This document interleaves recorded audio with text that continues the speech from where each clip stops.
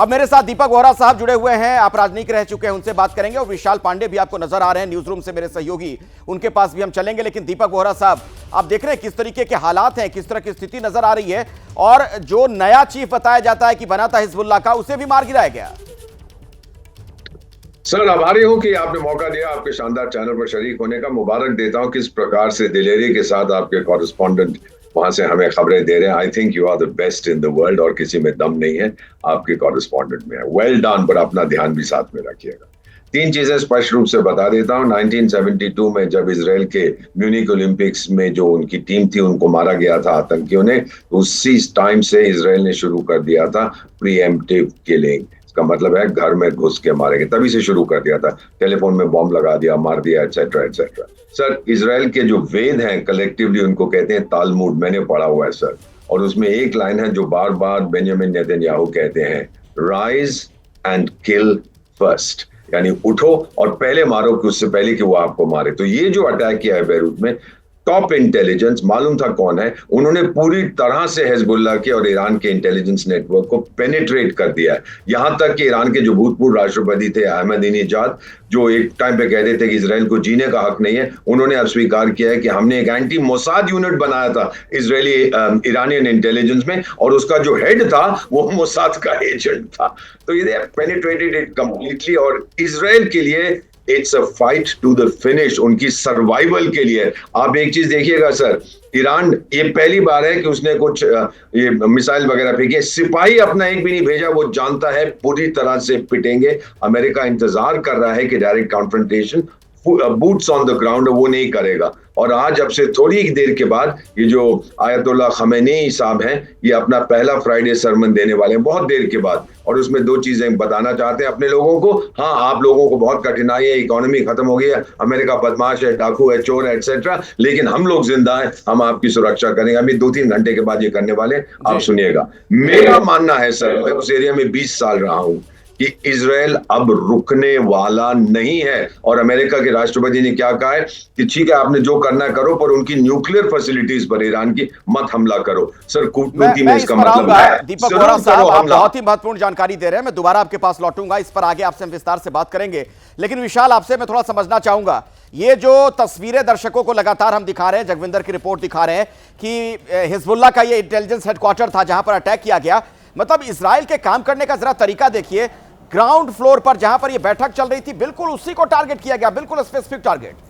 बिल्कुल देखिए, और इसके पीछे कहीं ना कहीं जो इजराइल की इंटेलिजेंस एजेंसी है मोसाद, और आईडीएफ की जो एक अलग यूनिट है जिसका काम ही सूचनाएं इकट्ठा करना और उसे आईडीएफ को देना है, उनकी एक ये मजबूत इंटेलिजेंस हो सकती है। और इसीलिए आप देखिए बहुत ही पिन पॉइंटेड टारगेट यहां पर आईडीएफ की तरफ से एक बार फिर से किया गया है। और इस बात का इजरायली मीडिया में दावा किया जा रहा है कि हिजबुल्लाह का जो नया चीफ बना था वो निशाने पर था इजरायली एयरफोर्स के, वो एयर स्ट्राइक में मारा गया है, ऐसा दावा इजरायली मीडिया का है। हालांकि अभी आईडीएफ की तरफ से आधिकारिक पुष्टि होना बाकी है। लेकिन आज का दिन कई मायनों में महत्वपूर्ण है अखिलेश, क्योंकि एक तरफ जहां खामनेई शुक्रवार की नमाज को लीड करेंगे, ऐसे मौके पर देखना होगा कि आखिरकार वो आगे क्या संदेश देते हैं। क्या ईरान, जैसा कि कल एबीपी न्यूज ने बातचीत की थी ईरान के राजदूत से जो भारत में मौजूद हैं, उनका कहना था कि ईरान युद्ध के लिए तैयार है। क्या खामनेई कोई बड़ा ऐलान करेंगे आज, इस पर सभी की निगाहें रहने वाली है। और इन सब के बीच ईरान के विदेश मंत्री आज लेबनान पहुंच सकते हैं। इस तनाव के बीच में ईरान के विदेश मंत्री का लेबनान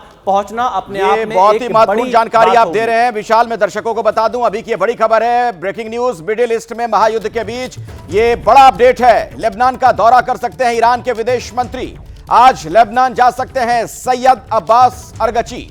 इजराइल के साथ तनाव के बीच ईरान के मंत्री का यह दौरा। दीपक वोहरा साहब, थोड़ा सा आपसे इस पर समझना चाहूंगा, इसका मतलब क्या निकाला जाए?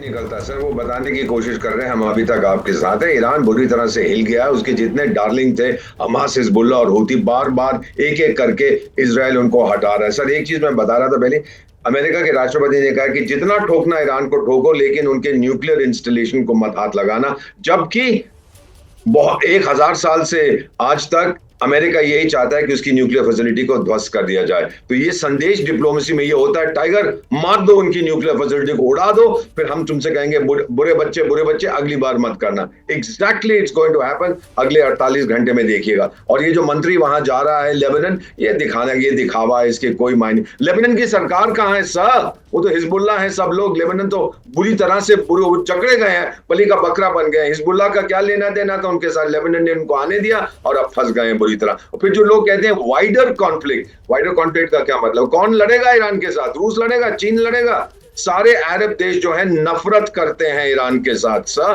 कोई नहीं पसंद करता शिया ईरान को, ये सब सुन्नी है। कोई नहीं आएगा इस जंग के अंदर। डायरेक्ट फाइट अगर होगी ईरान वर्सेस इजराइल, और ईरान को बहुत चोट पड़ेगी सर। लेकिन अब एक सवाल यहां से खड़ा होता है विशाल, आपसे समझना चाहूंगा कि ऐसे हालात में, जबकि हम वो तस्वीर दिखा रहे हैं, जगविंदर ने रिपोर्ट जो दर्शकों तक पहुंचाई है कि वहां पर हिजबुल्लाह के नए चीफ को भी मार गिराया गया, लेबनान का दौरा अगर कर भी लें ईरान के विदेश मंत्री, उससे क्या हो जाएगा? देखिए, जैसा एम्बेसडर दीपक बोहरा ने कहा, वो सिर्फ मैसेज देने का प्रयास कर रहे हैं कि ऐसे वक्त में ईरान हिजबुल्लाह और हमास के साथ खड़ा हुआ है, क्योंकि जो हमला भी ईरान ने इजराइल के ऊपर किया बीते दिनों, उसके माध्यम से भी ईरान यह संदेश देने का प्रयास कर रहा था कि वो हिजबुल्लाह को पूरी तरफ से बैकअप दे रहा है, हिजबुल्लाह के लोगों के साथ खड़ा है। और उसी मैसेज को और आगे बढ़ाने के लिए ईरान के विदेश मंत्री आज लेबनान का दौरा कर सकते हैं। और यहां पर क्योंकि आप देखिए, ईरान को अच्छी तरह से पता है कि इजराइल पलटवार करेगा और इजराइल जरूर इसकी रणनीति तैयार कर रहा होगा कि किस तरह से ईरान पर पलटवार करना है। लेकिन इन सब के बीच में ईरान के विदेश मंत्री जब लेबनान पहुंचेंगे तो वो यही संदेश देने का प्रयास करेंगे कि हिजबुल्लाह के साथ वो पूरी तरह से खड़े हैं। हालांकि आप देखिए, एक के बाद एक जो टॉप कमांडर्स हिजबुल्लाह के रहे हैं उनको इजराइल मार गिरा रहा है। और अब जो हसन नसरुल्लाह का उत्तराधिकारी बनकर सामने आया था, उसके भी मारे जाने की सूचना सामने आ रही है। तो इससे पता लगाया जा सकता है कि इजराइल के पास पूरी जानकारी है कि हिजबुल्लाह के जो टॉप लीडरशिप है, जो टॉप कमांडर्स हैं, वो कहां पर छिपे हुए हैं। और एक के बाद एक कर पिन पॉइंट टारगेट यहां पर इजराइल की तरफ से किया जा रहा है। दीपक बोहरा साहब, एक सवाल यह भी है कि कहीं ऐसा तो नहीं कि इजराइल इसे एक आपदा में अवसर के तौर पर भी देख रहा हो, जो वहां पर परमाणु संयंत्र हैं, तमाम जो न्यूक्लियर चीजें वहां पर हैं, उसको तबाह करने के लिए एक मौके के तौर पर भी देख रहा हो इजराइल इसे? इस पर मैं आगे बातचीत करूंगा।